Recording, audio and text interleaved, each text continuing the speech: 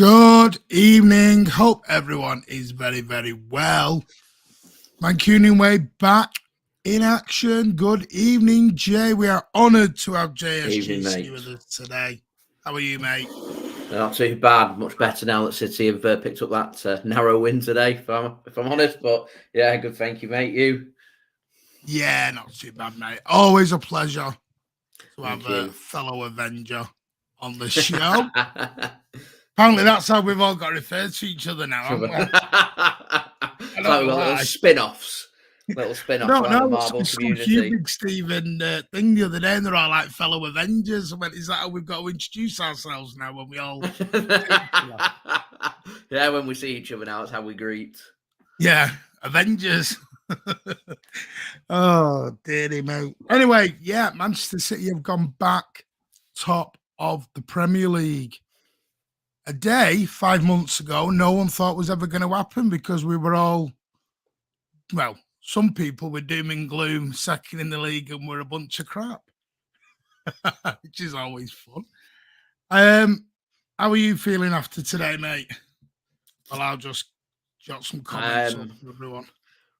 I try to take things a game at a time. I try just to have a look at who we've got coming up next, and don't want to look really beyond that. But I just feel now that we're headed into May.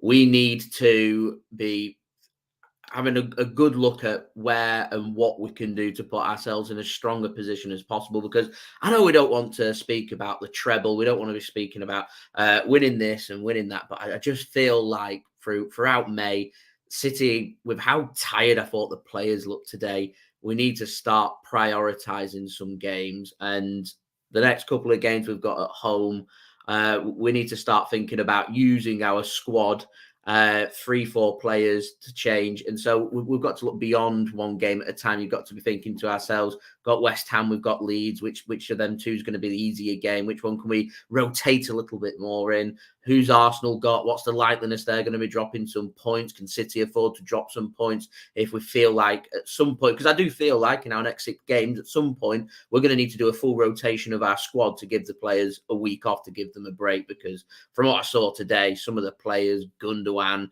Akanji, Diaz even, they played so many minutes, it just looked absolutely knackered out there.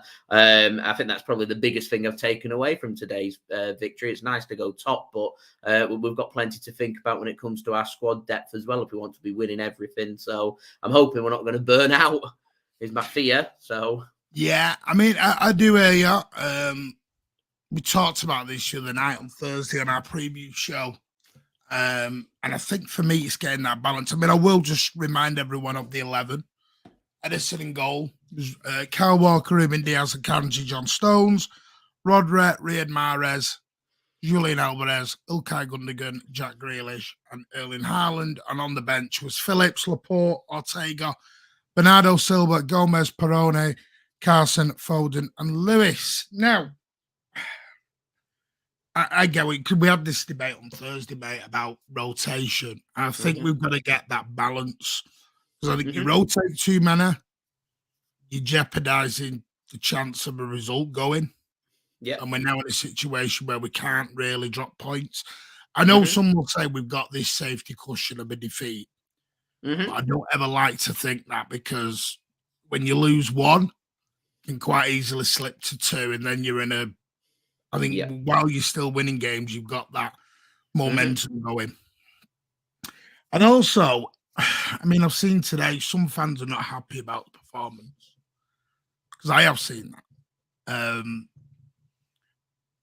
But I'm not that bothered about performances right now. Oh, Martin, we're at the business end of the season. I think I said it on the Avengers show. I said it's about results now. Oh yeah, me 100%. Anyway. Oh, I think you're spot on, mate. I think you're absolutely spot on. This, when we get to May and we're at a point where beggars can't be choosers, what we need right now are wins. Wins is what's going to win us the Premier League. I would rather, if it involves us not using as much energy in terms of a burnout, and we have to go out there and win some games 2-1 or win 1-0, rather than go out there and win 4-5-0 for 1 or 2 games, but we can proceed and win 1-0, 2-1s for the next 3 or 4. Then that puts us in a stronger position. To me, all that matters right now is game by game, we pick up a win. If you're to say to me, JSGC, we win on Wednesday night against West Ham, I wouldn't even ask you what the score would be. I'd go, great, 3 points. Let's go to the next game. Yeah. I mean, Patrick's play doesn't have to be pretty fit. Can't even speak now. Doesn't have to be pretty football, just needs to be effective. 3 points in the bag, another 2 wins. 18 unbeaten now in all competitions. Mm-hmm. And I get not everyone played great today. I understand that. But I've always said this is why a treble, or the treble, sorry, we've got to call it the treble now. Keep forgetting that, otherwise I upset all United fans who I don't call it the treble. Don't forget, we're not the first to do it, so it's not as good, yeah, not as important. Don't forget that as well. It's very important. Well, exactly. It's but even though it's the treble, it's why it's not been done for 23, 24 years. It's not been done since 99, 24 years. It's because it's damn hard. Do you know what? And I'm sure some people will go towards City's domestic treble, and when we won the Community Shield and we won 4 out of the 5 trophies that are on offer in the season. To me, what we're seeing. Someone's found some stream, by the way. You never forget some collaboration. Some collaboration. But it's to me the treble with the FA Cup, the Premier League, the Champions League. If the Premier League goes to the final game, you've got 3 big trophies on offer in the space of 2 weeks. And that isn't an easy thing to do. And I'm not one that's going to sit here and admire or appreciate or give compliments to Manchester United. But what I will say is the achievement that they did in 1999, we're seeing firsthand just how difficult it's going to be. If City do go on to be able to replicate what United managed to do in 1999, then I don't really care what the United fans are saying. Say we've done it first, and that's more. Theirs is more important. Theirs was more impressive.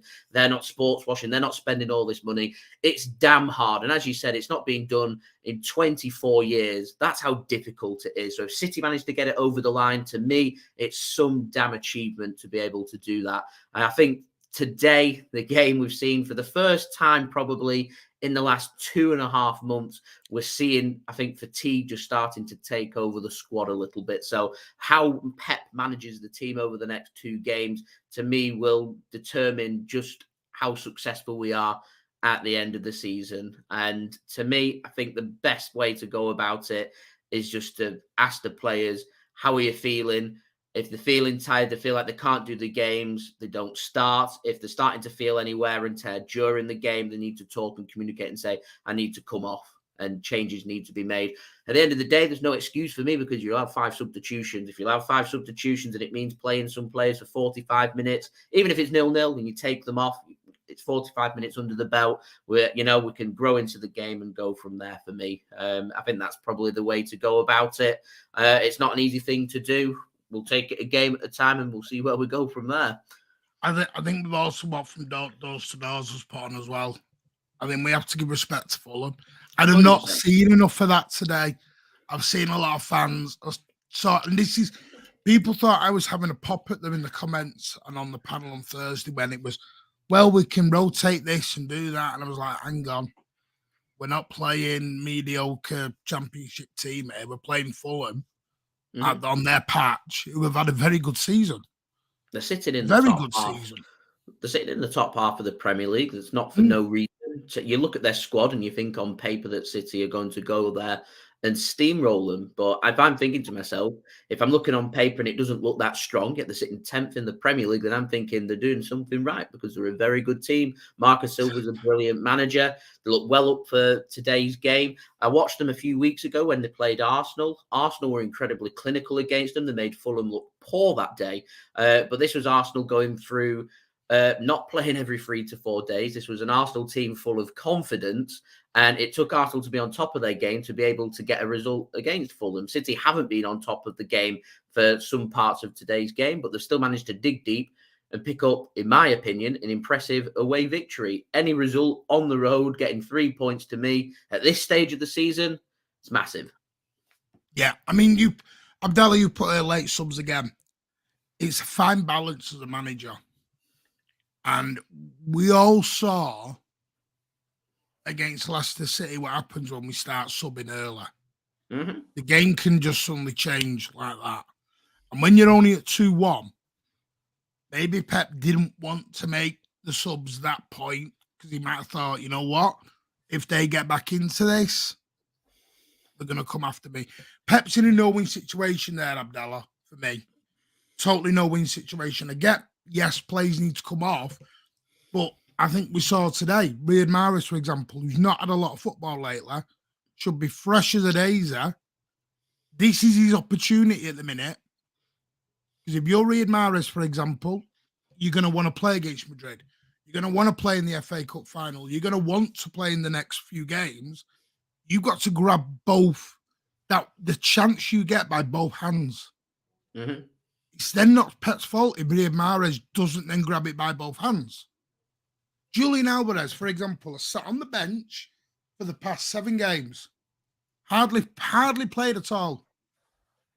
And was outstanding today. So he's now in Pep's thoughts to come in and start playing. Is Riyad Mahrez. These players have to take the opportunity when they get them. Mm-hmm. They're not going to get them every week. I don't know what you think about that, Jay. I think it's a balancing act. I think you're spot on with Mahrez. Mahrez scored his hat-trick last week against Sheffield United, and he was incredibly unlucky, not to start against Arsenal. He came off the bench and got some minutes because he deserved to get their minutes, and he deserved to start in this game, in my opinion, with City having space on the right wing, because it was a simple choice between Mahrez and Foden. Foden's just come back from injury. Mahrez scored the hat-trick last week and sent us to the FA Cup final. He gets the start. And as you said, it's a simple equation. You're saying to Riyad Mahrez, he needs goals, he needs assists, he needs to make things happen because he's got other players breathing down his neck, wanting to start that game. And to me, Riyad Mahrez is a fantastic player. Didn't have his best of games. City didn't really find a way of getting too many of the attackers involved, particularly on that right wing. And I think against West Ham on Wednesday, I'd be saying to Phil Foden, now it's your turn. You've got the 90 minutes. And you need to impress me if you want to be starting this game, because if he doesn't, then more than likely between the point of the next weekend till the end of the season, it's going to be Bernardo Silva starting on the right wing, more than likely for City. So, as you said, we need to rotate the squad. The players on the bench, the likes of Phillips, Laporte, if they get given some minutes, they need to take their opportunity, because if they don't, they're not going to be featuring.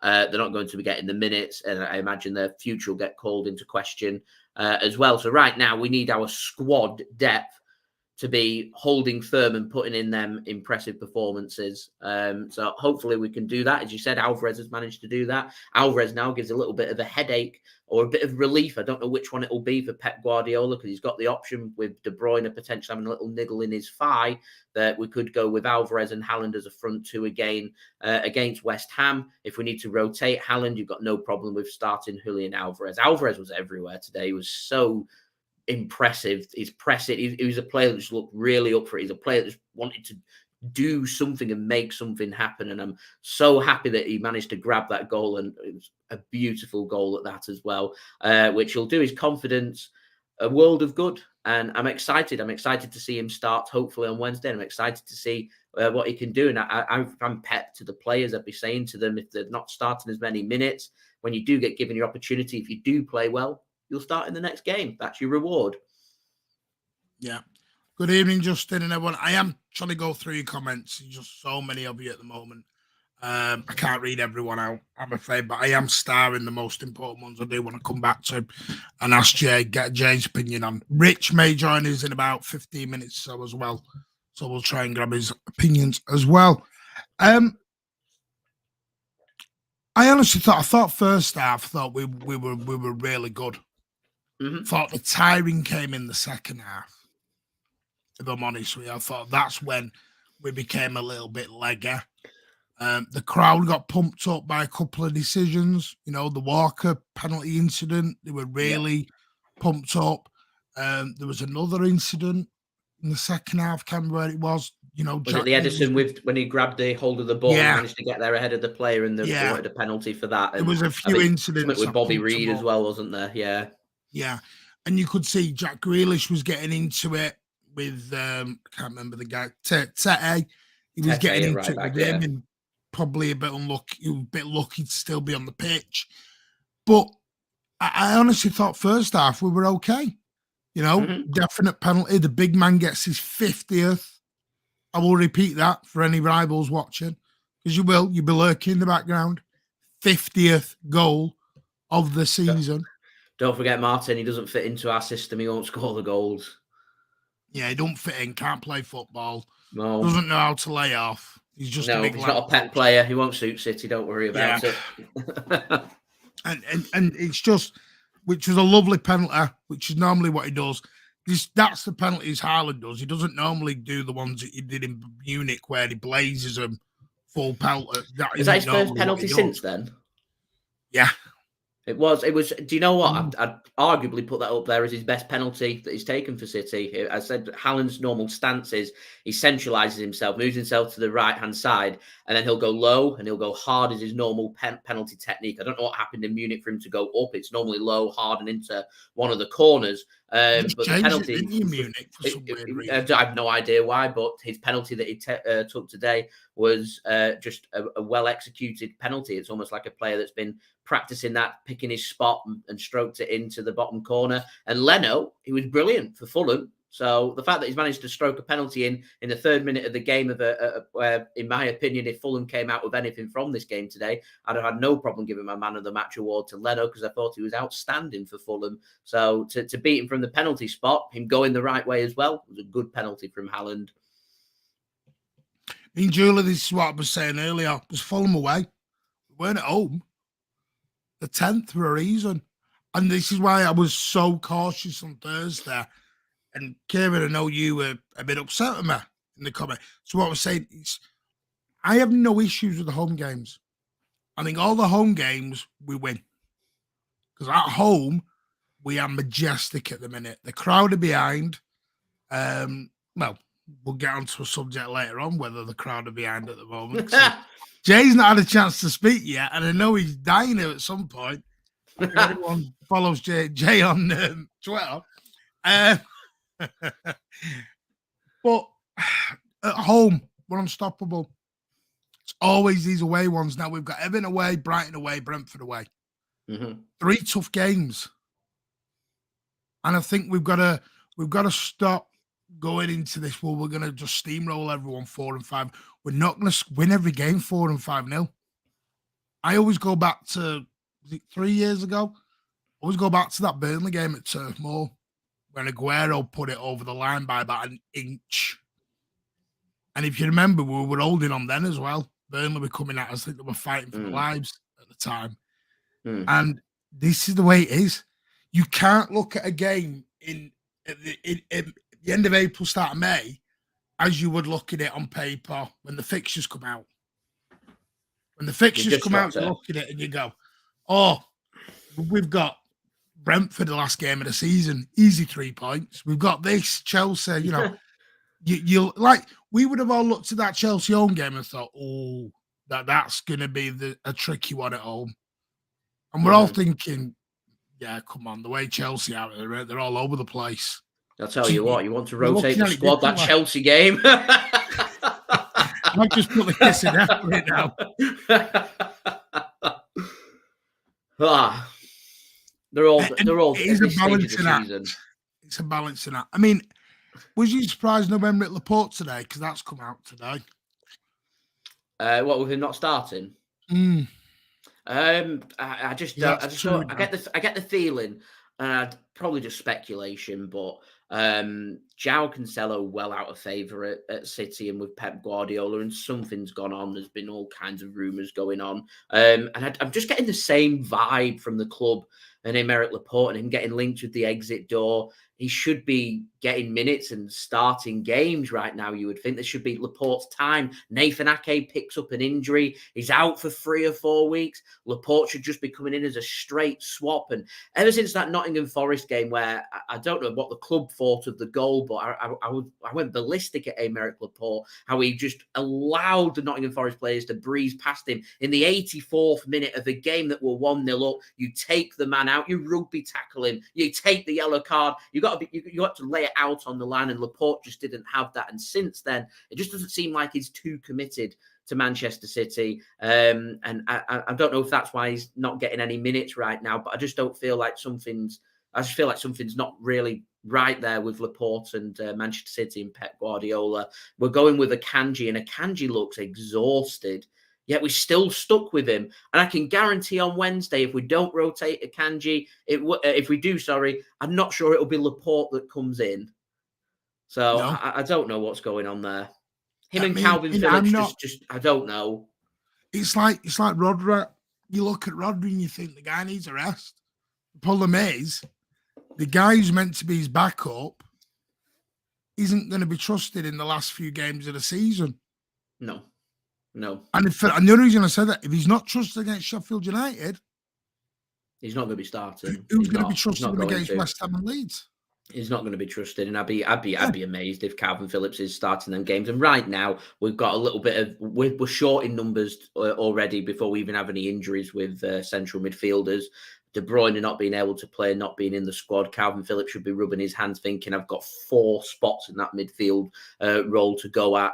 And he's not getting near any of them. And I think if we dig a little deep enough here, I think we all know deep down the answer is, to be honest, Calvin Phillips is a good player, but he's not the City player that we're looking for. Obviously, we want to give him another season to allow him to adapt before you assess the situation. But I just feel like deep down, if I'm giving my honest opinions in the assessment of what I've seen so far, I've just not seen enough of Calvin Phillips to think that he should be coming in for somebody else right now in that squad.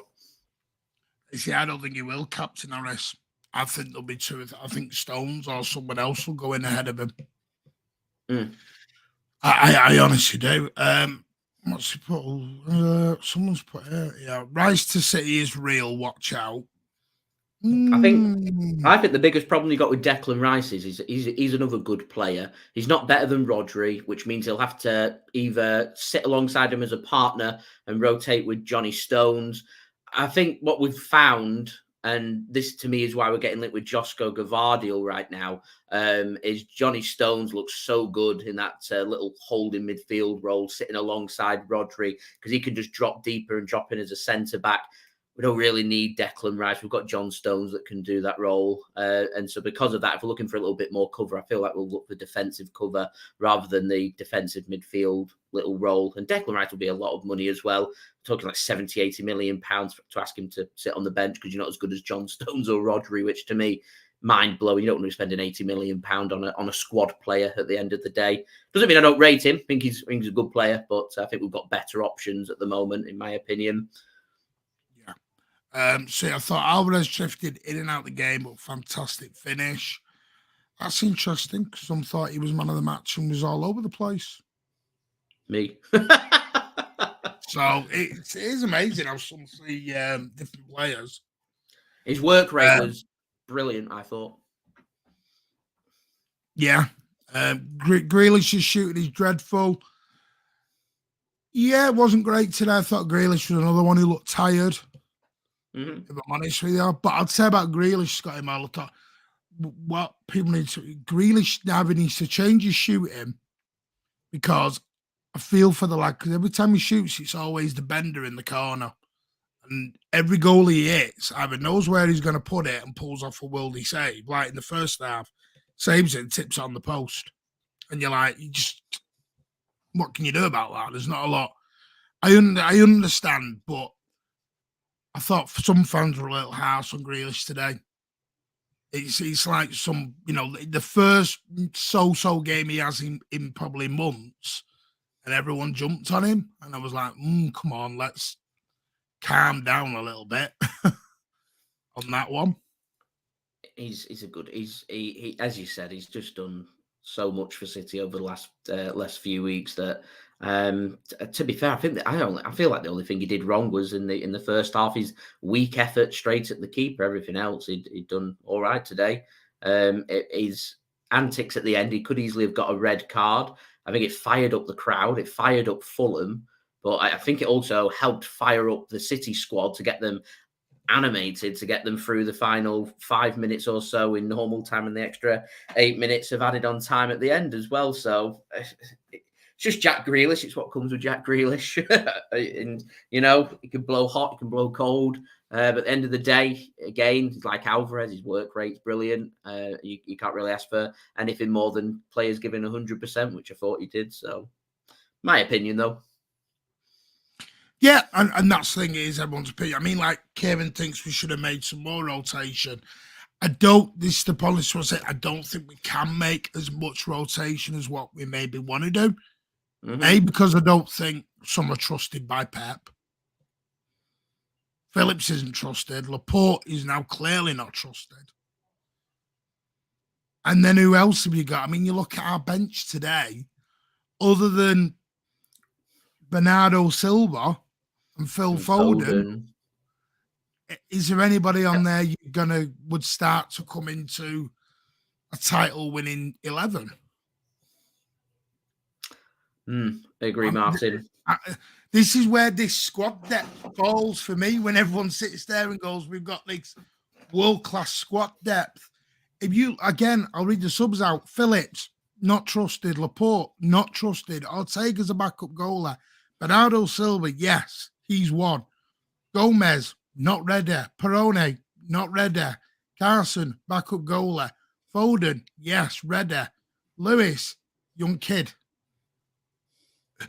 Who we're bringing on to rotate? This is what I'm saying. Where is this rotation going to? This is what I was saying on Thursday. We can't rotate 5 or 6 players. Mm-hmm. So they're going to have to suck it up at the minute, I'm afraid, and just get them over the line. The bonus that we've got is I don't think Cole Palmer I'm going to throw into that basket of what you just said with Rico Lewis. He's a young kid who's he's injured himself. From what I didn't know he was injured. I didn't know he was injured. Pep, when he came out before the Fulham game, said that we had a full squad to go out other than Nathan Ake.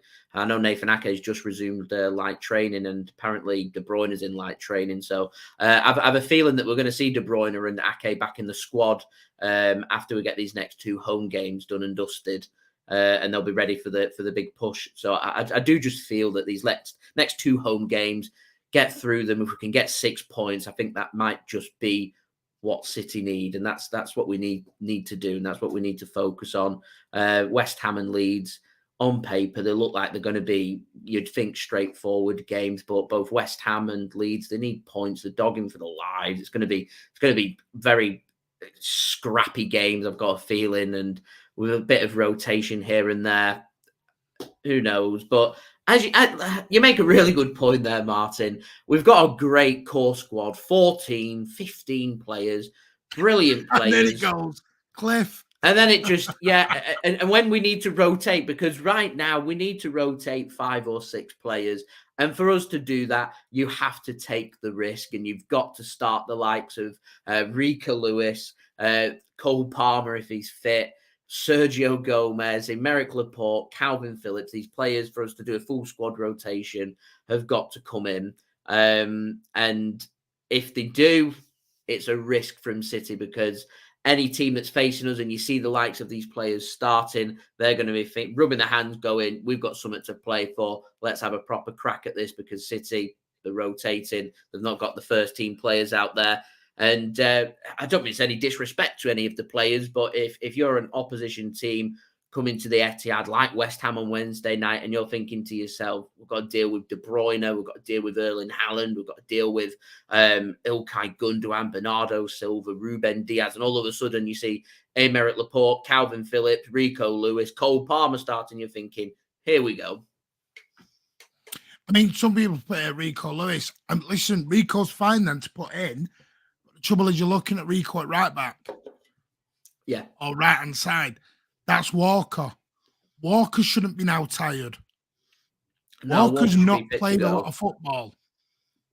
He looked good today, I thought, as well. Yeah, no, he was. But the thing, when I mean rotation, me and Jay and others were talking to Kanja, Stones to come out and have a rest. Rico doesn't fit into that.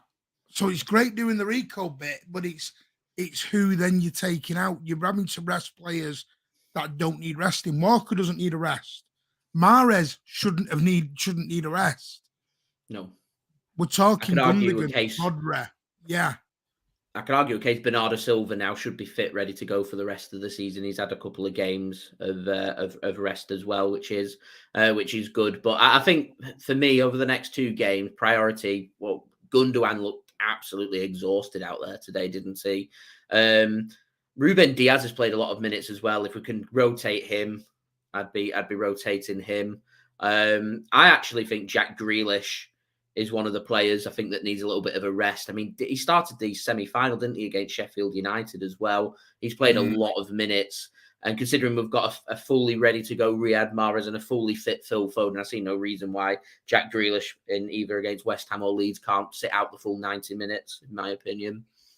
I mean, Kieran, you put it, we've got Phillips and Laporte, that's good depth. It is on paper. But we don't play football on paper. Sorry, Kieran. Calvin Phillips has showed nothing at the minute that gives me any confidence to put him in a title last 50 metres. I read between the lines, and the fact that Pep doesn't bring him off the bench to get 20 minutes here, 10 minutes here, tells me he doesn't trust him, which means he's not going to be starting the games. No. It's just not trust. I don't think it's Pep's stubbornness. I think we don't see what goes on in training. That's the thing. Pepper's only played 23 exactly compared to 33. We've exactly muddled up. Rich has been. We've got a very trusted and quality 15 players.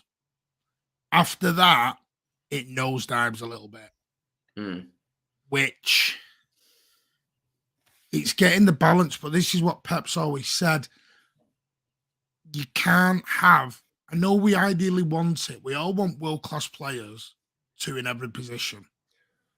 Problem is you've got is what we had with Jesus and Zinchenko and Sterling. I mean, Sterling played what, 40 or 50 odd games last year and still complained.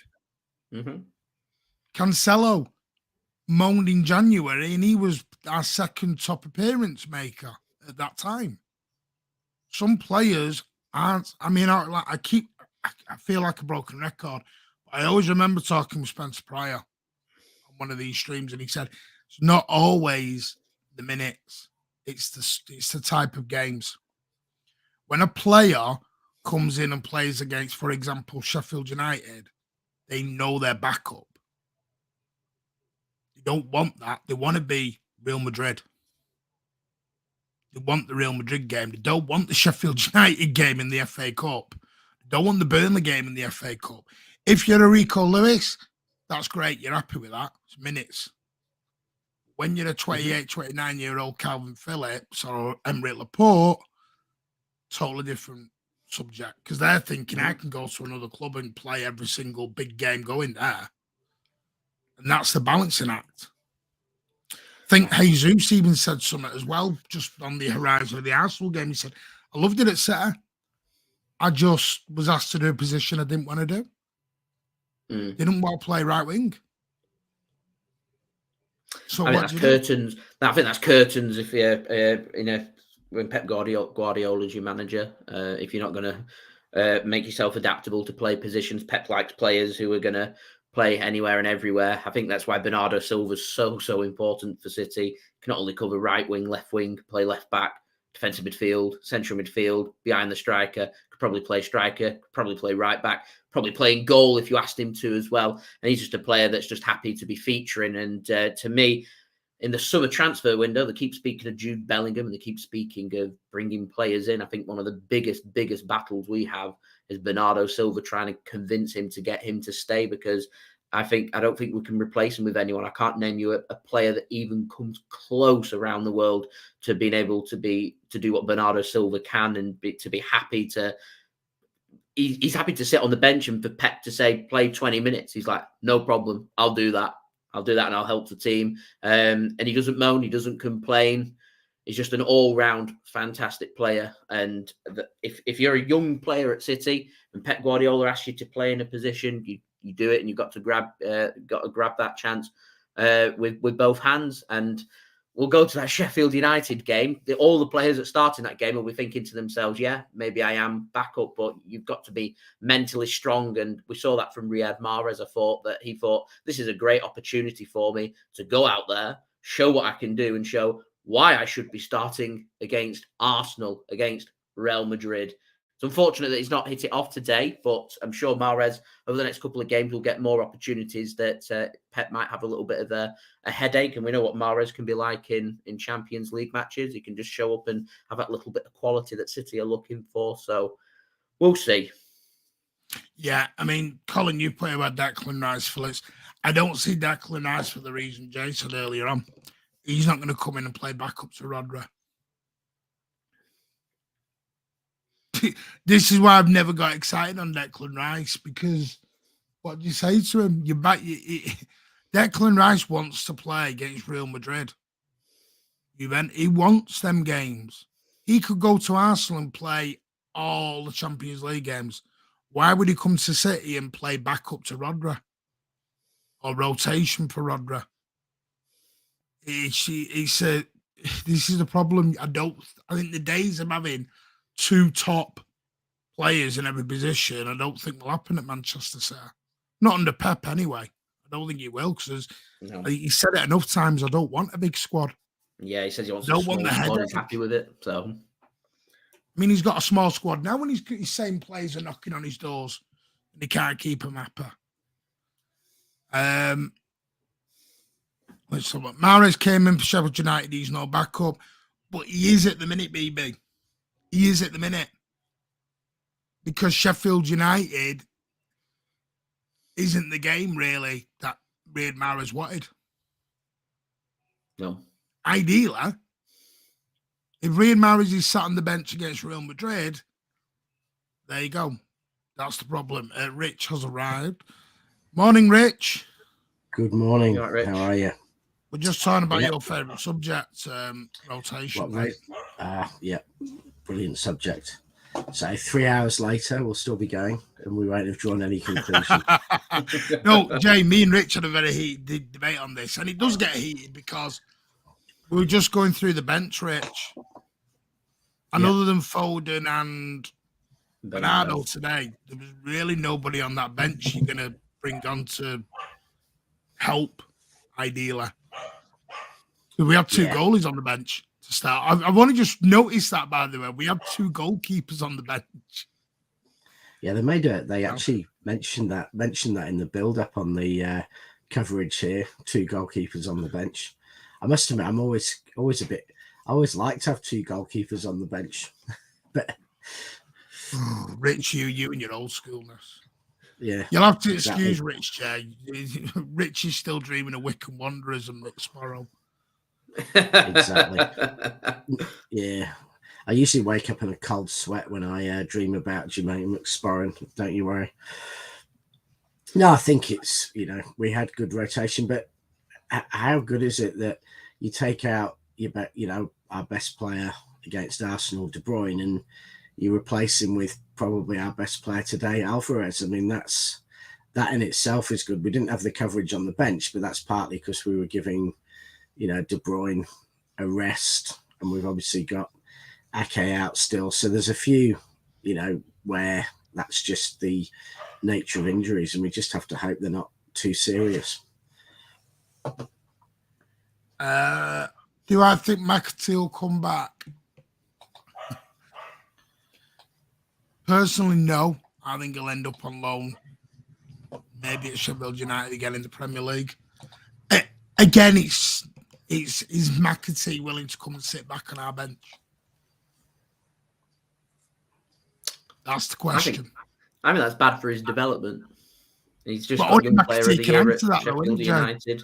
Yeah, I just think it's bad for his development, from my opinion, because he's playing regularly for Sheffield United. He's had an impressive spell in the Championship with them. He's just won Sheffield United's Young Player of the Year, and this is him playing on a regular basis. And he's obviously enjoying having his game time. And he's only going to improve with the more games that he does play. So to me, he's done everything there is to do in the Championship.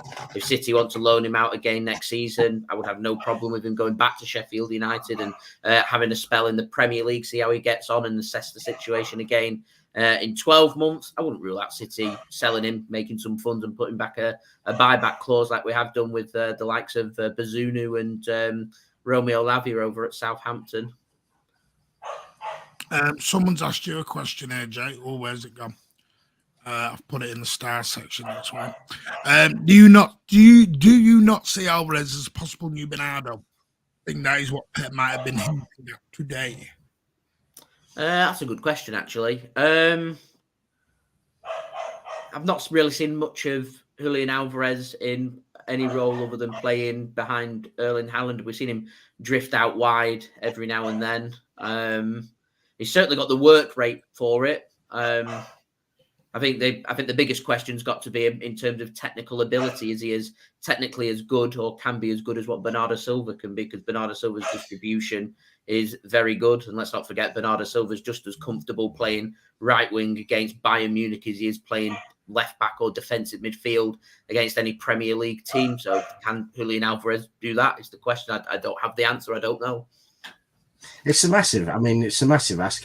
Could Bernardo have played the way he did at 21, 22 that he plays now? I mean, he's a different footballer since when he joined City. So I'm not sure Bernardo could have played the Bernardo role when he was 22 that he does now. I mean, it's tactically, Bernardo's one of the smartest players in the team in terms of, when he goes back and he's playing sort of defensive midfield, right wing and left back all at the same time. So, could Alvarez do it now? I've not really seen anything of Alvarez defensively other than he's very, very good at the press. He's very energetic at the press and he presses intelligently. So he's obviously a clever footballer, but has he, could he do that with responsibility next to Rodri? I'd say not now, but in 5 years' time, when he's 27, 28, and he's built up that experience playing at the top level, then quite possibly. But it's too much of an ask now. No, baby. See, this is what I don't like. Don't like it. Aguero's out on his own. Leave the legend of Sergio alone. Leave him alone. No, but it was a class goal. I mean, the only thing I would say on squad depth to both of you, you can chirp in on this, is if we were out the FA Cup and we're out the Champions League, we wouldn't have been moaning. I keep going back to this treble fight. This is why it's so hard. This is why it's not been done for 24 years. Because you've got to balance everything and get through injuries. We've been quite fortunate this year for injuries, personally, I think. Mm-hmm. No one's really been out long term. We've had niggles. Now, I know how bad is KDB injured, we don't know. Pep didn't give anything away in his post-match, his pre-match stuff just before the game. He just said, we'll see how he is. Now, that, would it surprise me if KDB's back Wednesday night? No. I mean, we just have to use what our eyes say. After he walked off, he didn't hobble off the pitch against Arsenal. He walked off. He went and did his interviews after the game and everything. So he wasn't in major pain or he didn't need major icing or any imminent treatment. And it's been described by everyone at City as a knock rather than, a strain or, anything else. So De Bruyne's, we've had De Bruyne over the years where we think he's out for 2 or 3 months and he comes back in a week. So he's hard to tell with him. And he doesn't tend to have,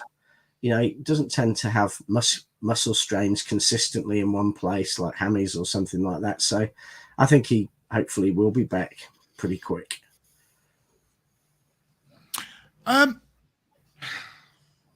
What do you think, Jay? And it's very hard to say how long do you think an injury is.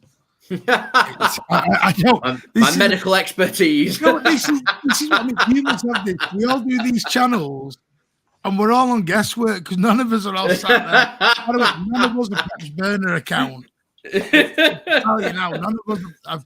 Jay's not Pep's burner account. I'm not. City Extra isn't. None of us are. So Pep might not know. I think we're It's just MTFC lads. Telling you, yeah. that's Pep.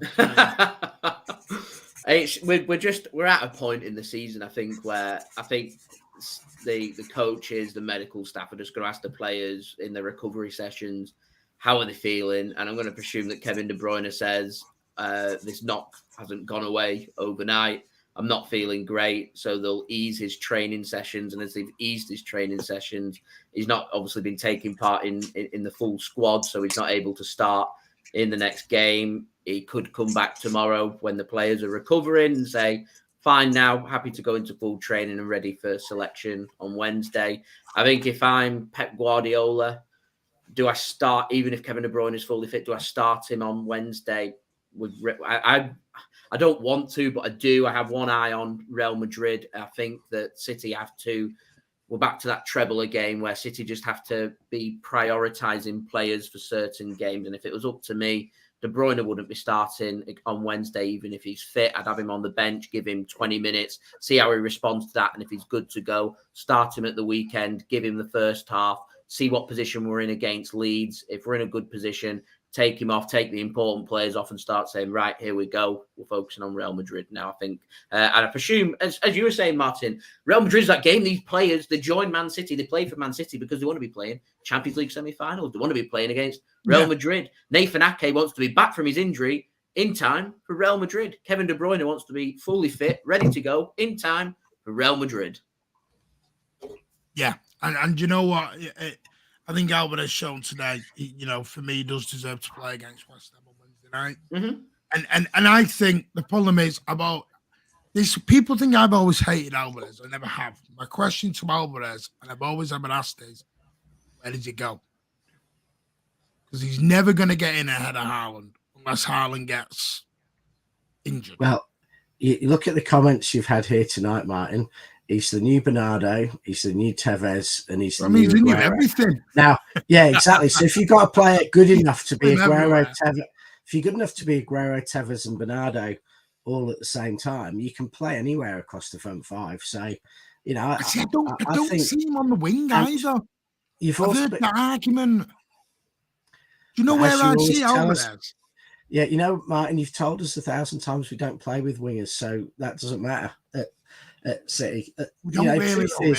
Truth is, he is a great footballer who has most of the key attributes you want as a good attacking player, and he's a bit of a blank canvas. And I think the fact that you've had people say he's the new Bernardo and Tevez and Aguero means different people see different things in him, and that is just perfect for Pep, because Pep can, use that, all those basic skills and those attributes to turn him into the player that City need and fit into our team, and that's the beauty of a young, very, very talented player, and it will be interesting to see what Pep does with him. Does he try and make him into David Villa when he was playing for Barcelona was really a centre forward, but he played on the right. So did Samuel Eto'o probably most of his games for Barcelona playing that wide forward. So there's no reason that Pep can't use him like that,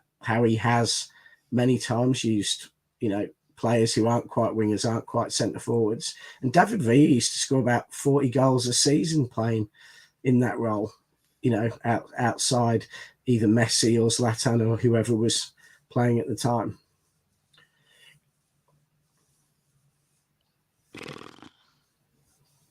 Yeah. See, ideally for me, I think he suits the KDB role. Trouble is, I've heard somebody who's coming in the summer will eventually take over that role as the transitional guy, because that's what he does.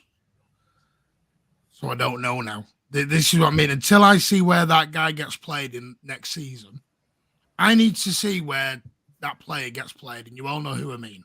I need to see where he gets played next year to make my decision on where I think Alvarez is going to end up.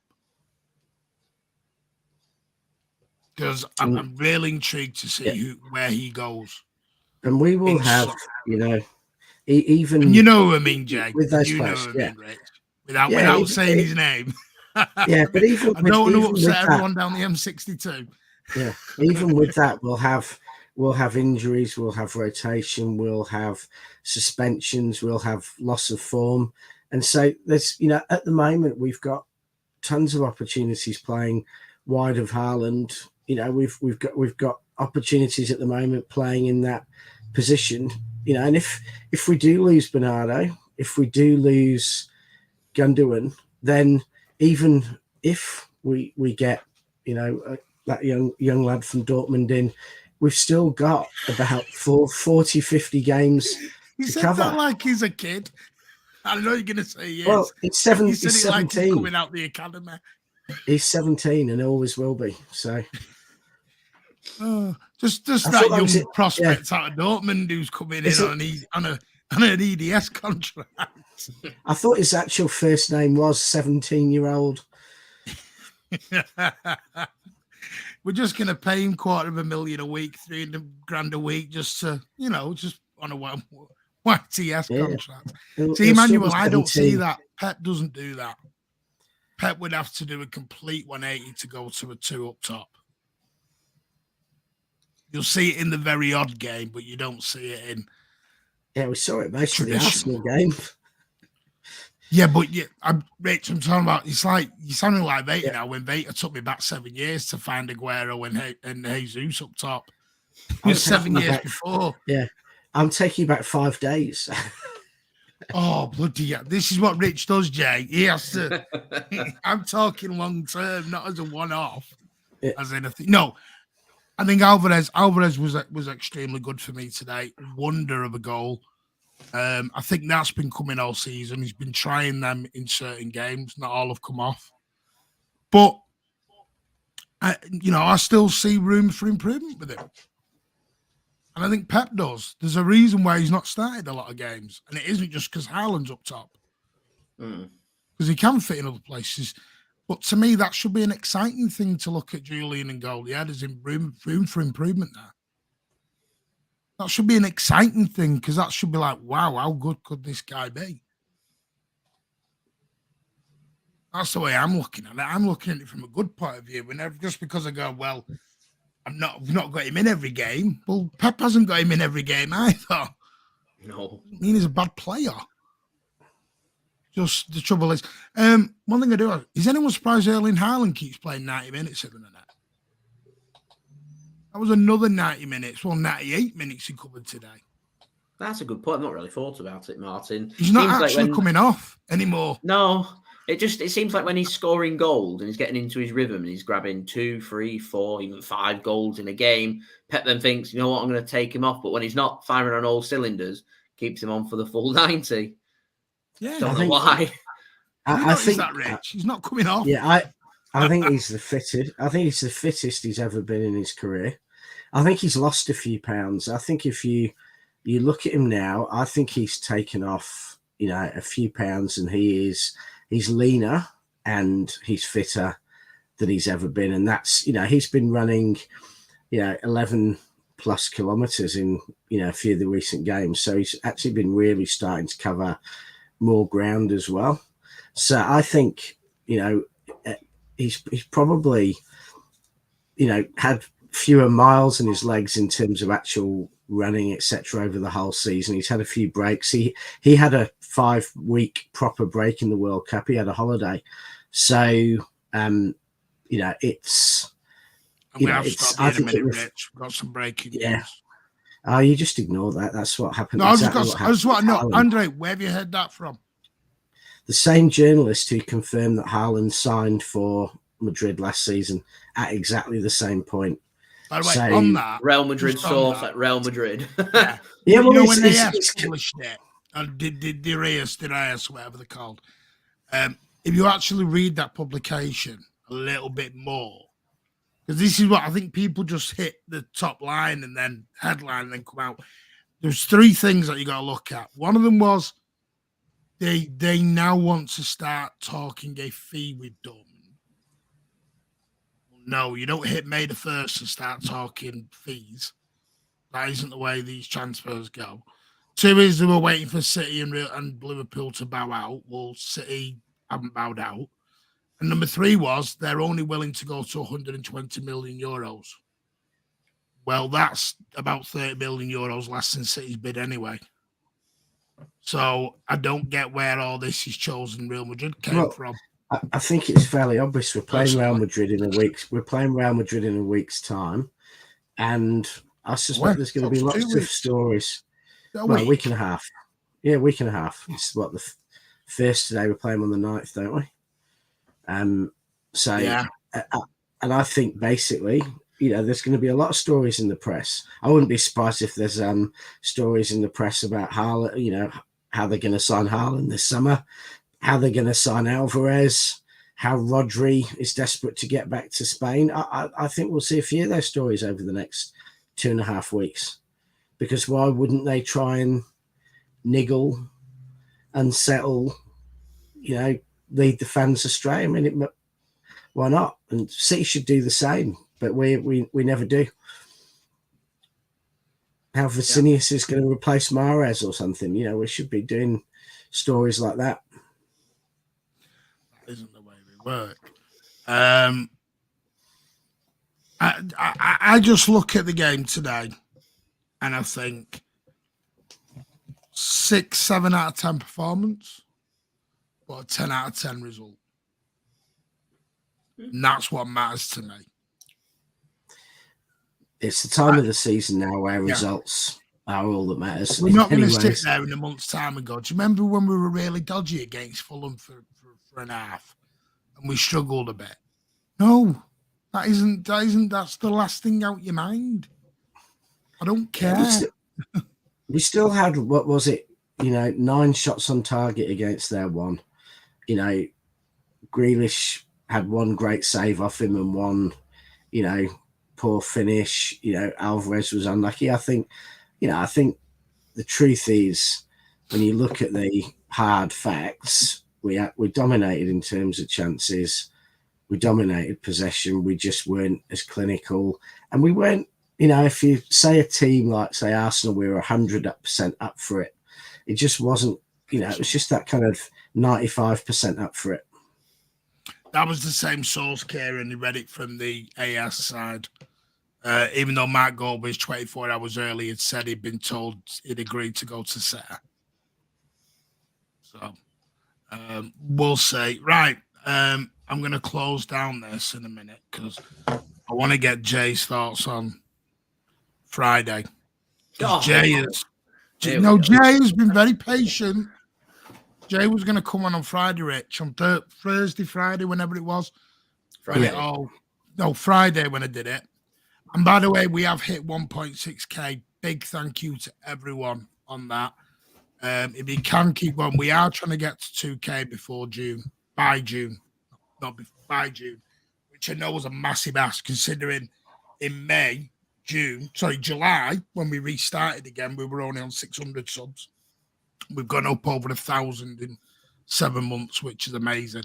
And that is a big thank you to everyone. Martin, the meltdown when we lose to West Ham and Leeds this week, we'll have thousands coming on wanting to follow us. Of course we will. So yeah, if you can hit that subscribe button, share it around, smash that like button, because the more likes we get, the more it goes out. Your channel will go out to everyone. And plus, you need to be a subscriber, because I have got some big news coming up on Wednesday night post-match. I will share something with you all. And like I said, you've got to be a subscriber to be with a shout. And no, Rich, you cannot win it. I can't win it. Ozzy can't win it. Pat can't win it. You're talking about the signed Antonio hat trick shirt? No. I thought you nearly said it then when you said signed, and then you changed it. I thought you changed it. Anyway, who was your man of the match, Jay? You today? Alvarez. Oh, a lot of people have said Alvarez. I'm saying that like I've got great goal. Alvarez. Alvarez covered so much distance. He won the penalty. He scored the spectacular winner. I think Alvarez probably deserves it. He was everywhere. Yeah, I would give it to Alvarez today. Do I need to say anything about Edison? There was a little bit of a meltdown on fans. Do you think Edison gets bored in games, by the way? Just before we move on. Yeah, we saw that when he decided to come out of his goal and didn't need to, and then took the massive risk of just putting his hand on the ball and could easily just trip the player up and conceded a penalty. I think he just thinks to himself, "Do you know what? I'm going to do something so people are talking about me," because he must get bored. He must. He's had nothing to do literally today. A shot came in. He's not going to save the shot. Spent 90 minutes doing nothing. Gets paid. What does he get paid? 150 grand a week to do nothing. Yeah, it was a poor goal to concede. I'll give it that. We were a bit. It was a poor goal. It was a bit. I thought it was a mixture of unlucky with the ricochets. It was also just City never dealt with the ball over the top. Fell nicely. It was a good finish, I thought, into the bottom corner. The keeper's not going to save it, not from that distance, not at that pace. So, we could sit here and analyse goals all day, every day, because all goals are preventable. But to me, we won the game 2-1, and we'll move on. Got 3 points. Bring on West Ham on Wednesday. That's where I'm at. It's a bloody smart goal, actually. I mean, a really good crossing. It was Harry Wilson, wasn't it, who headed it back to get into that position and cushion that header back to Vicinius, or what's his name, isn't it?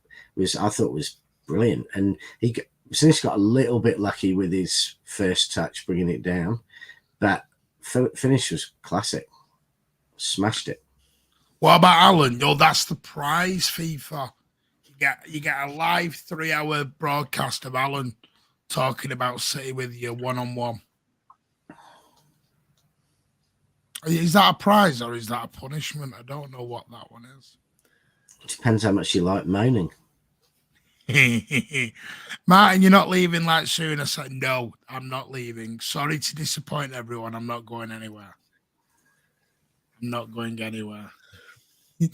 Man of the match, Alvarez. I thought I'd give it to Alvarez. Thought Kyle Walker was very good, though. I'll give it to him today as well. Thought Kyle Walker was extremely good. No response on that. No, I think he got some. He got some great interceptions. I think Kyle's got himself back into form just in time for playing against those pacey Madrid wingers, and I think we could probably do with him. Have you got Madrid on your mind, Rich? I have. He's still such a great one-on-one defender, and I think that is important at this time of year. You do realise there's 2 Premier League games before Madrid. Yeah, and they are very, very important, because having seen you're on Madrid. Yeah, having seen how good Brighton's reserves are, I think we might, we can't be counting for points from that game if they turn up and actually play the best players. Hard Rock, thank you as well. Much love. Right back to you in Greece. Hope you're having a lovely time. Oh, a lovely time. It's not like you're on holiday. I hope you were very well in Greece. Anyway, right, let's move on to it. Jay, you've had 3 days to sit on this. Now, Manchester City came out. Sorry, Rich, you're now going to... Rich, you might have had some time to see some feedback from this. On Friday, Manchester City released 2 things. As you know, I did a live stream on it, on the Real Madrid situation.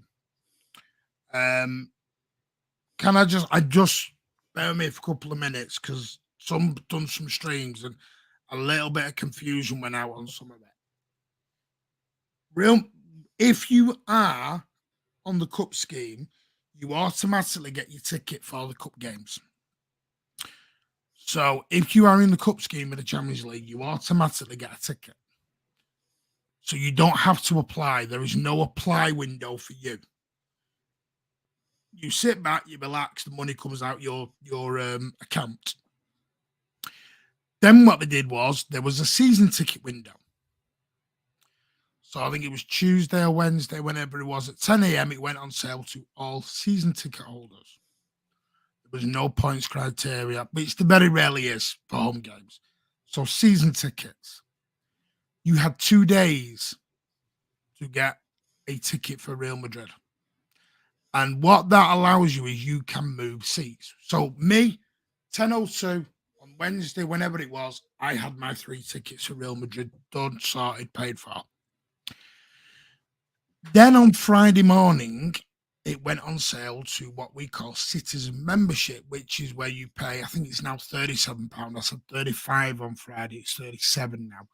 £37. 35. So if they've Is upped it still, is it 35, 37? Tell you what, Martin, if they've upped that price, my rant's going to get even longer. No, because it was something Hugh said. Hugh said 37 quid, so I was wondering whether I it's paid gone up. 35 last year. I've not been aware that they've upped the price, but I'll find out when it renews. See, Hugh might have it in euros. I don't know. Because I'm in Ireland, I don't Possibly. know if he's done it Possibly. in euros. But anyway, 35 quid or whatever it is. And what you get is you get them first crack after the season tickets. Now, what they did for Bayern Munich was if you are a citizen member, I think you had to have attended so many games in that season. So I think for Bayern Munich, they put it onto you had to have had a membership before a certain date. Yes. And I don't really see why anyone would have a membership without planning on going to any game. So they're basically telling you that if you've got a membership and you've been to a game in the last 12 months, then you're going to have a chance at getting a ticket for the Bayern Munich game. But what Manchester City did for this one was, as long as you're a City member, you can have a ticket on Friday morning. Mm-hmm. So basically what you then saw was United, Real Madrid fans, Liverpool fans, all fans of everyone decided, and this is going to sound really ironic and no dig at them, all your big famous football YouTubers went out and got tickets for it as well. You know who I mean? This is not me. This is not Mancunian Way calling out Fogden or anyone. Calling out Fogden. We're not pulling. No, I'm not having a go at them. They obviously, that's their job to do football YouTubing. That's their full-time job. They go and they report on the football and they do vlogs. They've obviously bought membership, and they might do for a number of clubs as well. But they got into the same amount of a queue as someone like Jay, who has been a City fan all his life and has been to a number of games. So,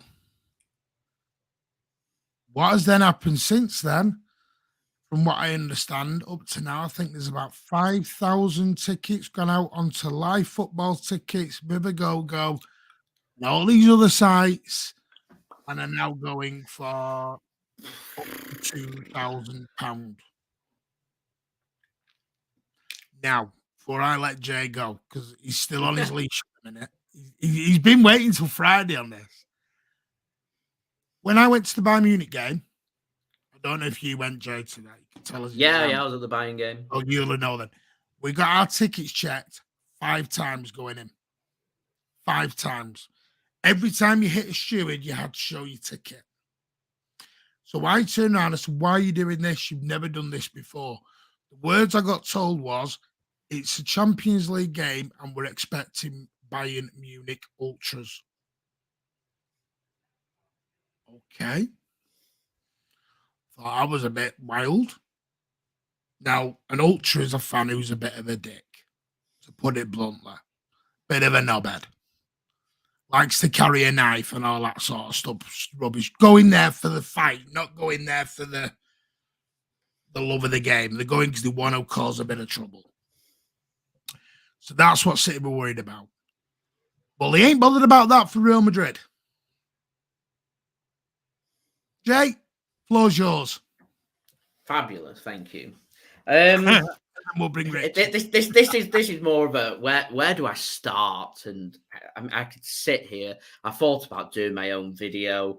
I could sit here for 20 minutes and just rant off with all of my thoughts of what I think about it. But I don't think that's very diplomatic, and I also don't think that's the way to present the information. So I'm going to stick with the information that I know to be fact, and then I'll give it my opinion. So I have a membership at Manchester City. It allows me to have access to Manchester City home games. They go on sale. So I renew my membership every year. I think it's at the end of May, ready for the upcoming season. That membership gives me access to every single Premier League game. Now, I'm not in a position to be a season ticket holder, as much as people might think that, JSGC's got numerous amounts of subscribers and everything. In actual fact, you don't earn that much from YouTube. So I'm not in a position to be a City season ticket holder, but I am in a position, which I think is quite a lucky position, where I don't live too far away from the Etihad. I'm able to get a membership, and for most games, I'm able to get a ticket if I want to go. So at the beginning of the season, I pick and choose the games that I want to go to. I get my tickets. There's always at 10 a.m. when they go on sale, because City release all their tickets at the same time every year for the Premier League games, and just go out there, do the little queue, 3, 4, 5,000 fans trying to get to the same game. I get my tickets and then don't think about it again until I end up going to the game. Sometimes it can be months and months in advance. Now, City, for a fact this year, made high priority games. That is Liverpool and Manchester United. They're the two big games in the Premier League. You have to have attended last year 5 games with Manchester City. 5 games will give you access to them, to that match. So they were identifying that you had to be not only a Manchester City membership holder, but also someone who's going to a regular amount of games to get tickets for them big games. You get loyalty points. You get 10 points for every game that you go to. For you to go to Manchester United and the Liverpool game, you need at least 50 points. You need to have been to 5 games in the last 12 months.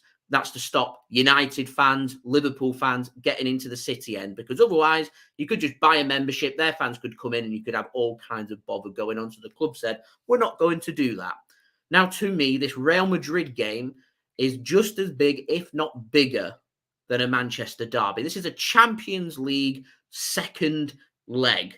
And I could not believe when they released the information. I can't remember if it was last Friday or whether it was last Monday, whenever they released the ticket information. But as soon as they released the ticket information, I was like, oh, fabulous. I might be able to get tickets for this. Great. Then I thought about it. And the next morning, I tweeted Manchester City on their Man City supporter account. I tweeted to them. It got over 100 likes. I presume that Manchester City supporter, the support thing that they've got on Twitter, has seen this. And I said to them, this criteria is not making much sense. And you do have time between it going on season ticket sale and membership sale to change this. Because what you're saying is you can buy a membership last week. So somebody at 9:59 a.m. on Friday could buy a membership for £35, then join the queue, which is randomly allocated. I came in at 9:30 into that queue, allocated me position number 29,000 at 10 a.m. I had people tweeting me saying I joined the queue at 10:02 and I had no problem getting a ticket. Fantastic. Great for you.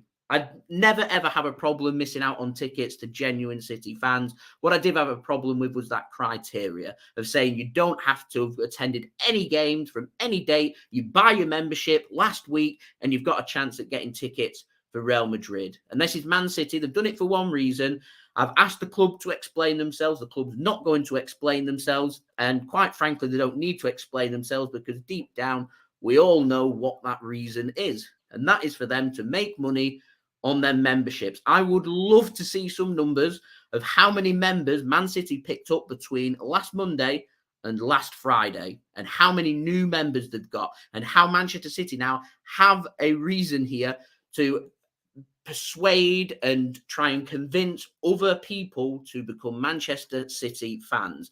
Now, I don't know how everybody else feels about that, and I have no problem with City growing its community and growing its support. No problem with that whatsoever. But what doesn't quite sit right with me is this is Real Madrid in a Champions League semi-final.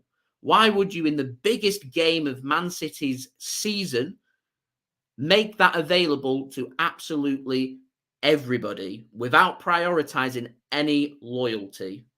And season ticket holders and people on the cup schemes, they've had access to get their tickets. So I'm going to presume that they've all managed to get their tickets, whoever wanted to go. And I was reading through the Blue Moon forum. I was aware that there was 8,000 to 10,000 tickets available for that Real Madrid game that we was having a crack at on Friday, which means City have got at least 8 to 10,000 members, including me. Now, last season, when I joined the membership, I'd heard word that City had between 10 and 11,000 members, which I'm going to say right now, due to the Erling Haaland factor and this Real Madrid thing, City have far more members now than what they ever have. And I just cannot get or understand why Liverpool and Manchester United, with 5 games you have to have attended to go to that big game, but for Real Madrid, you don't have to go to any, because they've not rewarded any loyalty. They have a loyalty point scheme in place for this reason. City will have seen how many new members they've picked up and must have thought to themselves, you know what, there's going to be a massive demand on Friday morning at 10 a.m. Surely we should do something about this to ensure that people that have been going to games on a regular basis, that have got the most amount of points, gets access to them tickets first. And they haven't done that. And I know loads of City fans who regularly go to games, put in the hard effort of travelling to Champions League away games when they go available to City members. People have gone to Southampton away. People have gone to numerous home games, 5, 10 home games, sat there against Sevilla in the pouring rain and the freezing cold, that have missed out on tickets to people who genuinely are ticket touts. There's thousands. I can get a Real Madrid ticket if I want to. If I have the big money, I can go out there and pay that money and get a ticket if I wanted to. So the fact that it's been made available so readily to people frustrates me. And it frustrates me because this is going to have a massive impact on the atmosphere at the Etihad Stadium for that Real Madrid second leg clash. I've been reading through fans' thoughts. I know there's some season ticket holders out there who said they're not looking forward to this game like they are because the club just haven't handled themselves in a good manner. Yeah, you're not the only one. I've been reading through the Blue Moon Forum. There's like 84 pages on this, about how unhappy people are with the situation. And all City needed to do was say, you needed to be a member and attended a previous game. And that would have sorted this problem right out. And I wouldn't sit here and have a problem, because if I've missed out on tickets, either I've not got in early enough or I've missed out to a genuine City fan. And this is why I'm not going to sit here and criticise the likes of Fogden and Stumpeg, because as you said, Martin, they've got a City membership. They've paid the £35. They've actually, they're not a fan, but they're a match goer because they've been to other City games. So they have the loyalty points.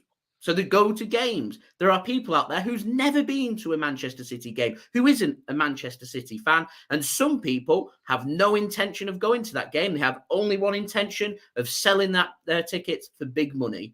And if Manchester City end up getting a bad result in Madrid in, what is it? Is it 9-10 days time, whenever it is, that stadium's going to be, there's going to have thousands of empty seats, because people aren't going to be, if City lose 2 or 3-0, people aren't going to pay £2,000 to watch a Champions League second leg with City having the outside chance of going through.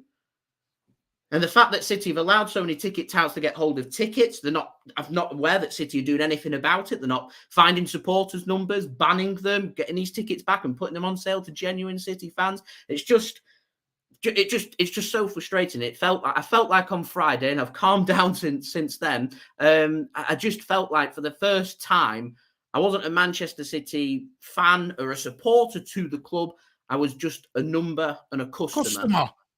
I'm a customer to them, and that's all I am to them, and that's frustrating. A club that I've supported for 21 years, I'm a customer. I felt like we were Liverpool or Manchester United on Friday. And I'm very proud to say we're not Liverpool. We're not Manchester United. We don't roll like they do. We don't do things like they do. We're Manchester City. We're a hard-working fan base who has loyal fans who will stick through the club through thick and thin. And it just feels like Man City. I've seen it over the coming seasons. I've seen it. You've seen it with the hospitality. I've been in Tunnel Club. It's fantastic. But it doesn't sit right with me that people purchase a hospitality season ticket. You can purchase it for one season and you've got access to people who have been season ticket holders at City for 40, 50 years. You bought your way to having the priority. It's frustrating. And you very don't have frustrating. To be a City fan, by the way, to get in Tunnel Club. Tunnel Club is not like where Colin Bell End or whatever. It's in there, but it's like being at Club Wembley. So say like you get Club Wembley at Wembley Stadium, you go on the level 2 part, which is, there's a mixture of supporters in there. You don't have to, my mate who's a United fan could buy a Tunnel Club ticket if he wanted to. All you need to do is drop the club an email and say, I'm prepared to pay the price, and they'll make it happen. They will make it happen. Because I have done corporate. I didn't do Tunnel Club because I swore I'd never go in Tunnel Club because my dad, Jay, was someone who had to be moved. And we got told when we moved from Main Road to there, we'd never be moved. And he was moved. So from that day, he stopped.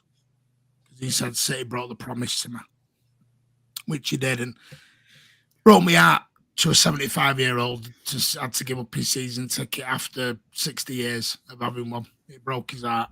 And I never forgave the club. I said I'd never touch Tunnel Club ever again. I would never entertain it. Someone could give me a Tunnel Club for free and I would decline it because of the personal situation with what the club did with my dad. Mm-hmm. That's just my personal preference on it. But I think Stilkson says a great point here.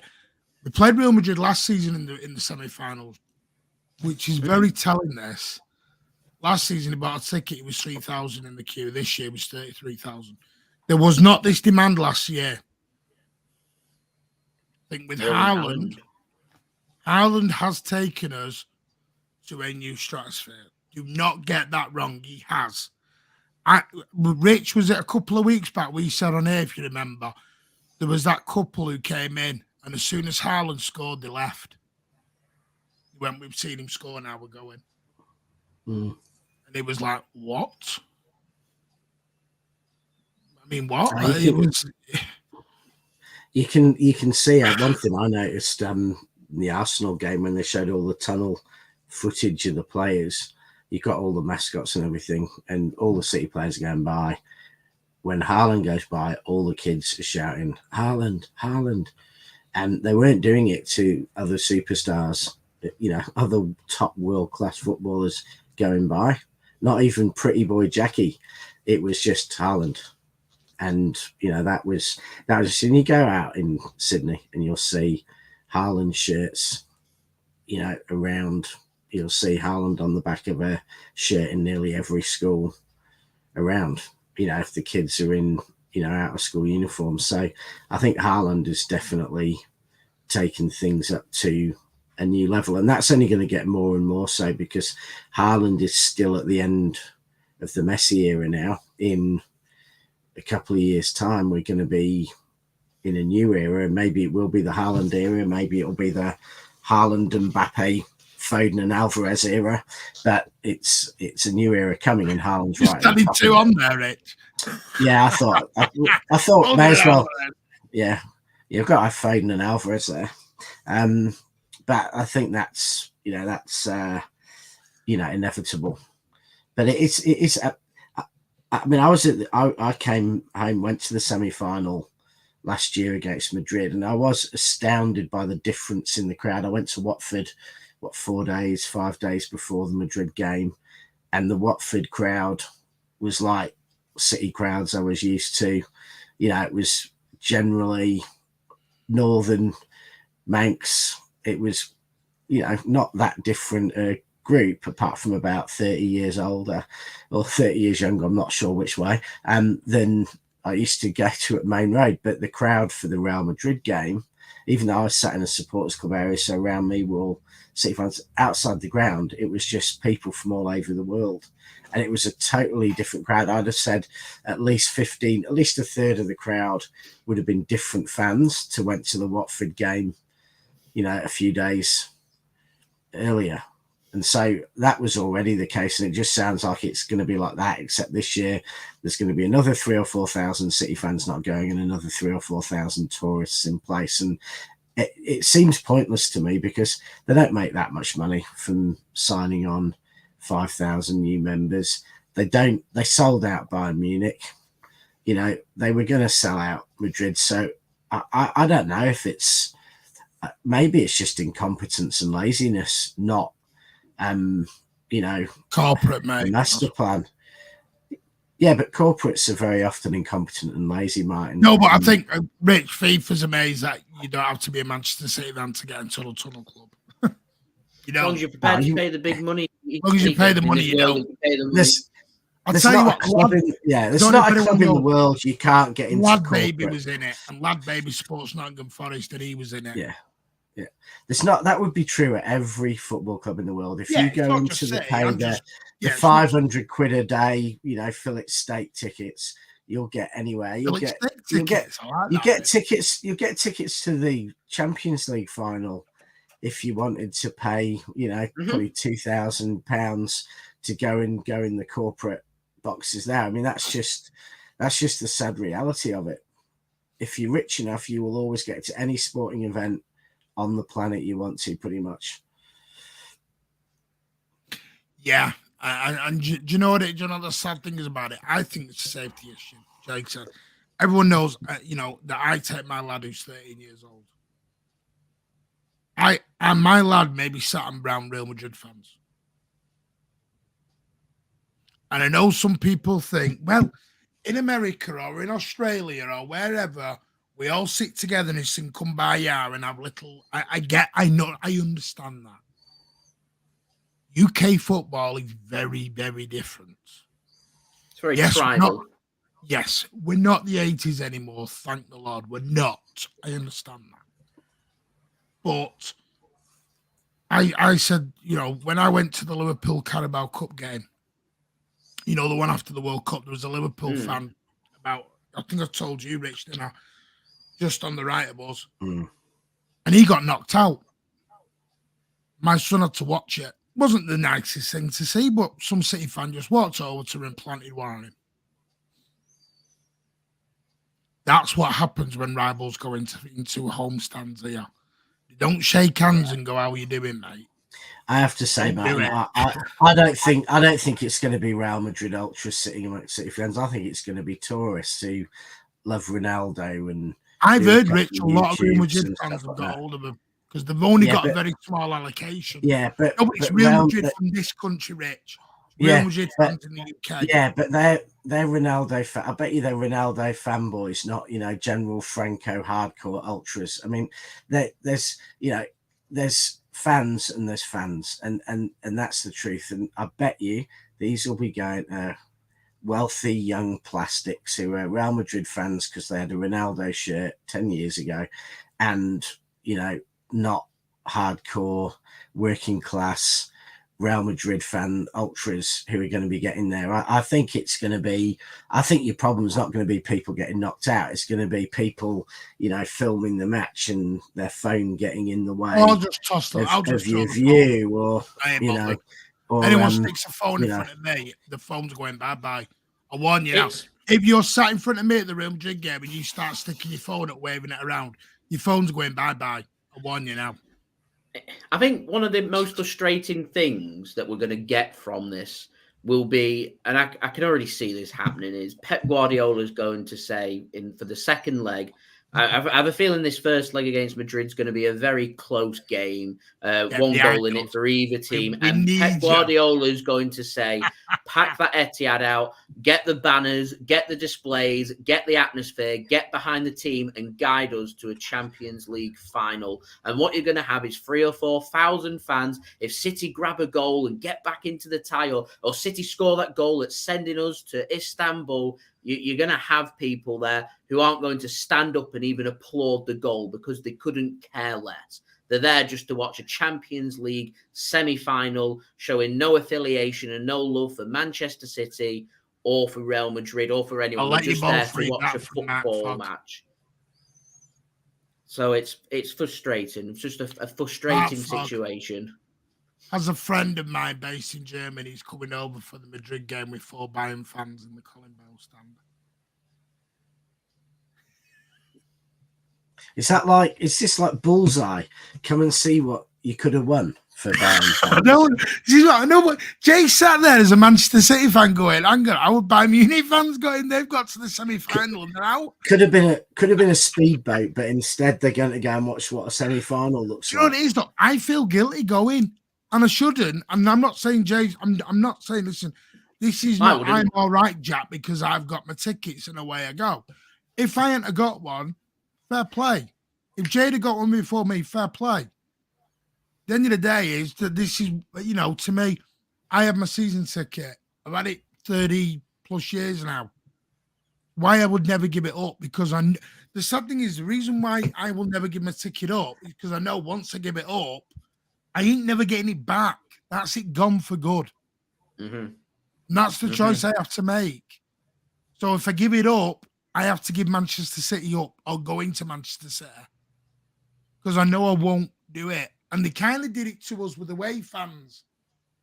They kind of did, because the away fan spirit, it's great going away, but it's different than it used to be. And if anyone goes to away games, you know what I mean by that. Because it's not like it was 20 years ago. It's a lot. It's now a younger bunch, and they're more interested in other recreational activities while they're in the ground, and they aren't more bothered about the actual game going on. And I've seen it with my own eyes. Saw it down at Wembley.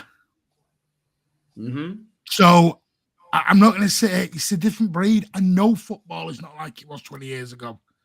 I know me and Rich are dinosaurs. I know we're walking down as T-Rexes. I get it. But, and this is where it comes into this local versus global argument. You know, we try very hard, especially here on the Mancunian Way. We embrace all fans. All fans. But I've heard some fans say this week, start moaning. You get to go to games, you know, because some are looking at it as just the money. And I get it. You're looking at it from a money perspective. But Manchester City, Jay said it earlier, we've been very strong on not wanting to be United. We've been very strong on not wanting to be Liverpool. We've been very strong on not wanting to be Real Madrid. We've stood by this. We're Manchester City. We're built differently. And this is where, for me, the club have to be careful, because the club have one dodgy season and they end up 8th, or do a Chelsea, God forbid, and they're 11th. Mm-hmm.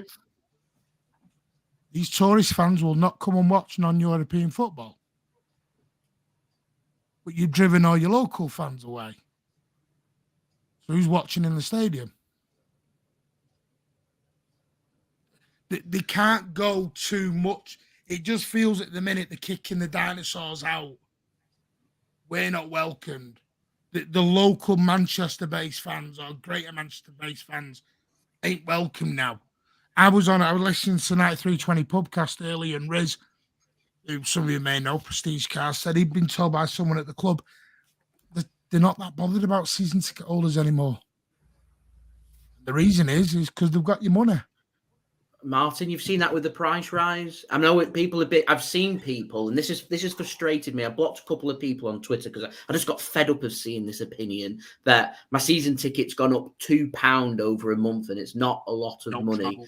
And all I was thinking to myself was £2 might not sound like a lot of money per month to people, but there's people out there that are.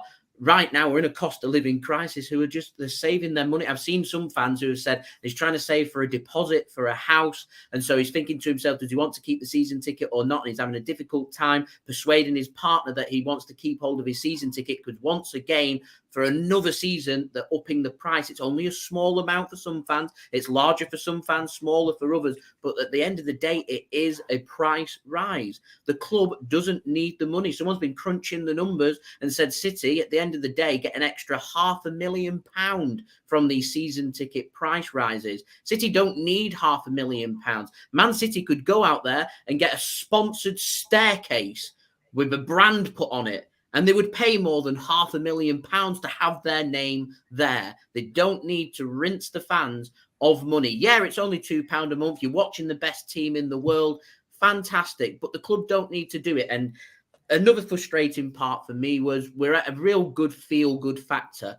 That before that ticket fiasco on Friday and the season tickets being announced, we'd just beaten Arsenal. We've got right back into the Premier League title race, and everyone's rubbing their hands saying, bring on Real Madrid. And all of a sudden, a lot of the fans, match-going fans, have the stuffing knocked out of them with what's happened with 2 big blows coming in one day. All City needed to do was put a criteria in place for the Real Madrid tickets. Not hard to do. Free season ticket prices as well. Everyone's going, fantastic. Let's keep the momentum going. Let's go and win the treble.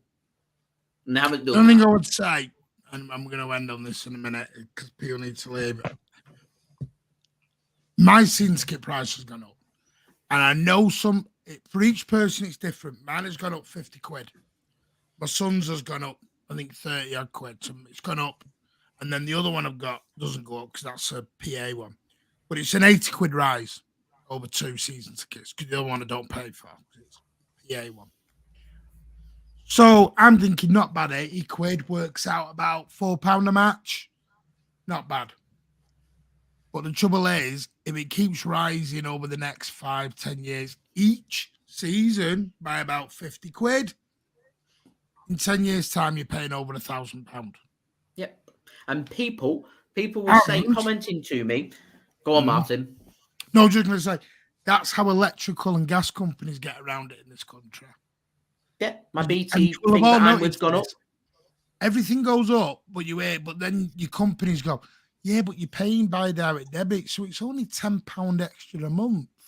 Mm-hmm. But if gas goes up £10 extra a month, your electric goes up £20, 30 quid extra a month, and your season ticket goes up 30, 40 quid, and then something else goes up, and then your TV goes up, and then that goes up. You know what doesn't go up in this country? Wages at the cost of inflation. So they certainly don't match up, and people have to then pick and choose what they're going to, don't they? Something has to go. And this is where, when we say on these channels...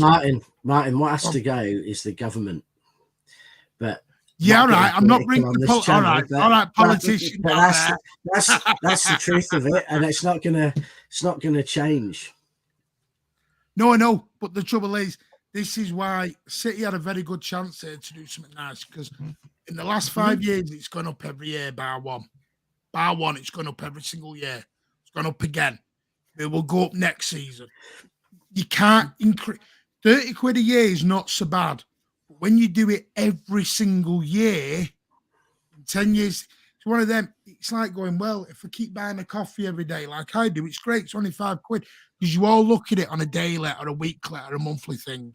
Times that then by a year, times that by 5 years, 10 years, it looks a lot bigger then. You're spending a lot more. And I think, Martin, the one thing I saw somebody commenting that was justifying City's price rise for the season ticket, which I don't know what everyone else's take is on this. I just don't think City need the money to be rinsing the fans. We saw during COVID that City don't actually need fans to still make a profit and still make money. So there's absolutely no reason I've heard, by the way, rip fans off. That's where this has come from. A lot of things because of this, because they realised fans weren't that important during COVID. Honestly, COVID has a lot to answer for, and COVID's made a lot of C word realise. I forgot we're on YouTube. The C word. But yeah, there was people commenting that were saying to me, City's season ticket prices are cheaper than Brentford. It's cheaper than Fulham, without taking into consideration that Brentford and Fulham are both based in West London. And if you're working in London Centre or West London, how much money you are on. To pay £1,000 for a season ticket in West London isn't that much money to how much money people will be earning down there. They earn more money down in London than they do throughout the rest of the country. They have their own wages, which is just how it's worked with how it's just how it is. But up in Manchester, that's not how it is. Not how it is at all. It's frustrating. And the one thing I can see from this is City have upped the season ticket prices. They're now saying that regular going match day members aren't getting the tickets for Real Madrid. What I can see happening next season, and this is a big problem that not many people have spoken about, is if you're a non-season ticket holder, and actually some season ticket holders will be able to see it with the price of the cup games, they're upping the prices of a match-by-match day ticket and how expensive they are. If I want to go to West Ham on Wednesday night, I'm not aware that the game is sold out. I think it's £58, which is a lot of money.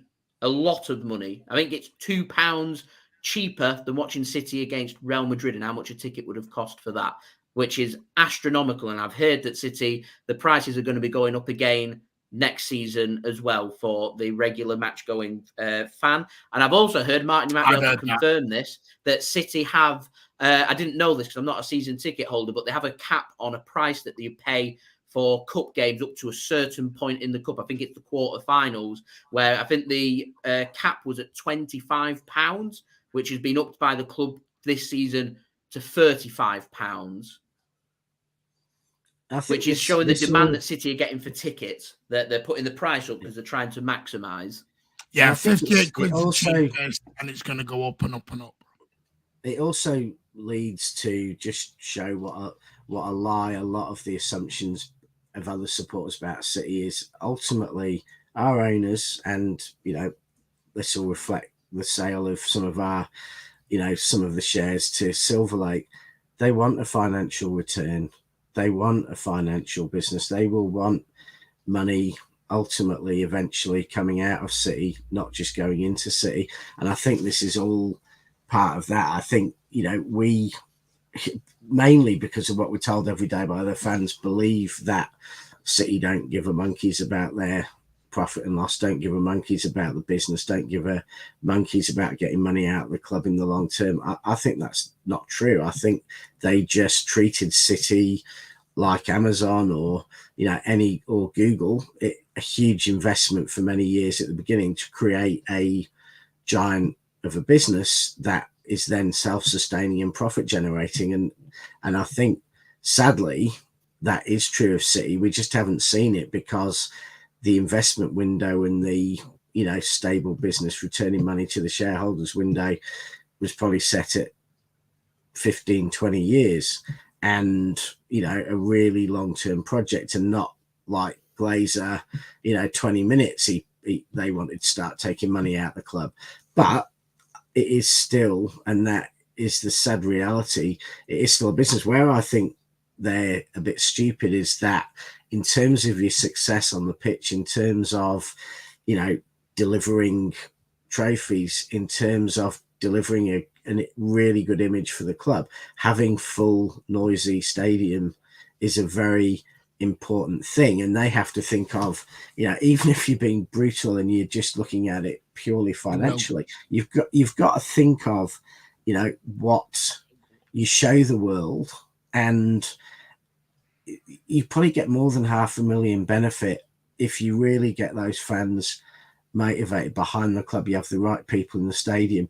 It is probably, arguably, could be worth more than the extra money you get from having a couple of Real Madrid fans in the stadium paying a bit more than a City fan would. And so, even if they're not going to think about the club for what it is, a club of the people of Manchester, the club of loyal fans have been going, even if they're not going to do that, there are still good reasons why they could start thinking about how to create the most intimidating, best and driven atmosphere they possibly can by having the right people in the stadium. And that's the people who are going to get behind the team, who are going to sing, who are going to make noise, who are going to help City win, because there are games where that support is the difference between you going out of the Champions League and you going through in the Champions League. And that could be worth 20 times more than a few extra ticket sales. And that's why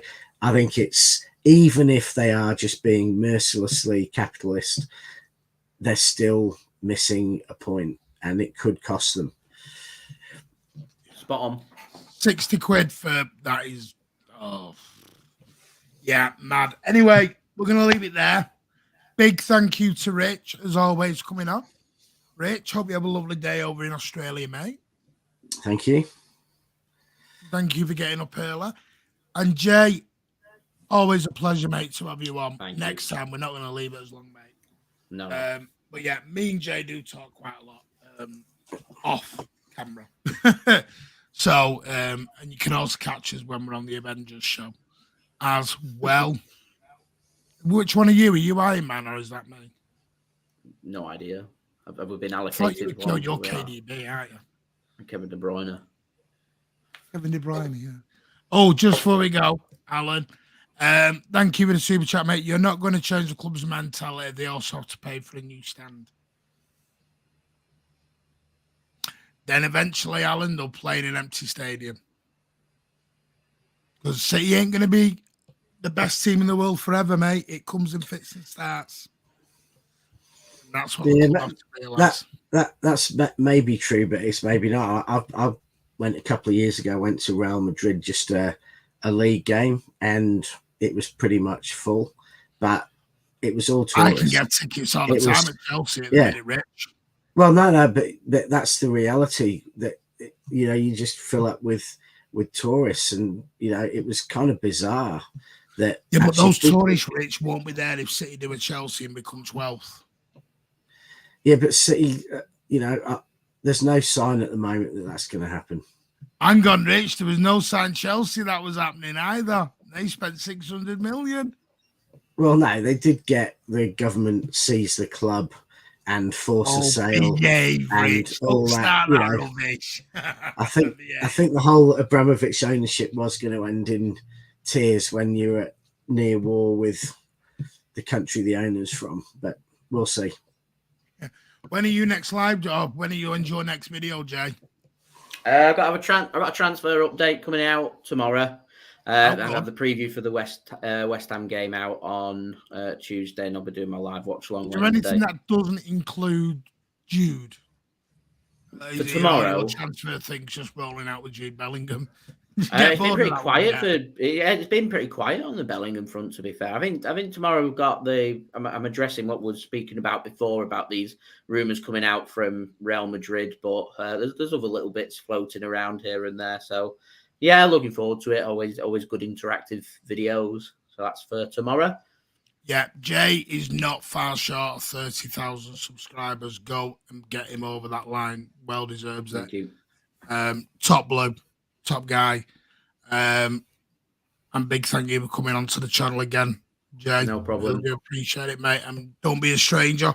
Big thank you to everyone. Don't forget, we are back tomorrow night. Tomorrow night, innit, Rich? Put down on. I believe so. Yeah. Can't remember my own schedule that I sent to everyone. Yeah, tomorrow night for the West Ham. Did I put 10, Rich? Was it 10? I didn't memorize it. 10 o'clock tomorrow. We're going to do West Ham. We're going to start our countdown to West Ham United. And then we'll be back Wednesday with the post-match. And then we'll be back Thursday with another Thursday night chat as well. Alan, thank you so much. Again, good win today. Players looking tired and had to defend hard. And that is a great way to end, because that is what champions do. Manchester City go top of the league. And personally, I don't think we'll come off it now. Repeat is on. As long as we get this Premier League, I'm an happy bunny. Yeah. Don't Arsenal play the worst club in the Premier League before we next play? So I think we might lose it for 24 hours. Oh, God, Rich. You got to come out with that, Andrew. You know what I meant? Just saying. All right, then. Other than... Get off. Right, Rich, yeah. I'm going. Good night. We beat Chelsea at the moment. If the three of us turned out. Don't know. Have you seen me? Well, Kevin De Bruyne in the middle, and which one are you? I'd be Edison, but I'd also be the back four as well. You know, you'd have to be the midfield. That'd be me. I'm built like the bloody back four. I'd be the back five. And you'd be skipping past Koulibaly up front. Skipping? I haven't skipped in 20 years. No. Jay would be skipping around. All right, Jay would. Up front. Jay would, yeah. He's injured. No, he's got a niggle at the moment. He's injured. I am top of my thigh's hurting at the moment. Might be back, might not be. Who knows? We'll see how I am tomorrow. You want to give everyone a quick injury update, Jay? How are you feeling? Not sure. To be I honest. have to go. So good night. Anyway, we'll see you soon. See you tomorrow night, 10 p.m. Cheers. West Ham. Yeah. Bye all.